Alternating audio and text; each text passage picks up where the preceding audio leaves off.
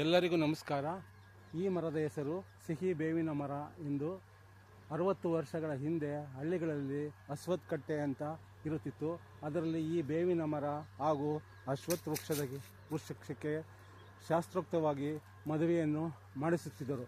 ಅಲ್ಲದೆ ಈ ಮರದ ದಿಮ್ಮಿಯಿಂದ ಕಿಟಕಿ, ವಾಸ್ಕಾಲು ಮುಂತಾದ ಮನೆ ಕಟ್ಟುವ ಸಾಮಗ್ರಿಗಳನ್ನು ಬಳಸುತ್ತಾರೆ.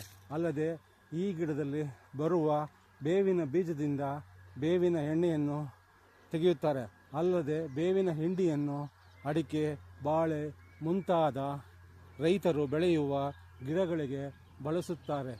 ಅಲ್ಲದೆ ಈ ಎಣ್ಣೆಯನ್ನು ಟೂತ್ ಪೇಸ್ಟ್ ಹಾಗೂ ಸಾಬೂನುಗಳಲ್ಲಿ, ಸೌಂದರ್ಯವರ್ಧಕ ವಸ್ತುಗಳಲ್ಲಿ, ಆಯುರ್ವೇದಿಕ್ ಔಷಧಿಗಳಲ್ಲಿ ಬಳಸುತ್ತಾರೆ. ಹೀಗೆ ಈ ಸಿಹಿ ಬೇವಿನ ಮರವು ರೈತರಿಗೆ ಒಂದು ವರಪ್ರಸಾದವಾಗಿದೆ.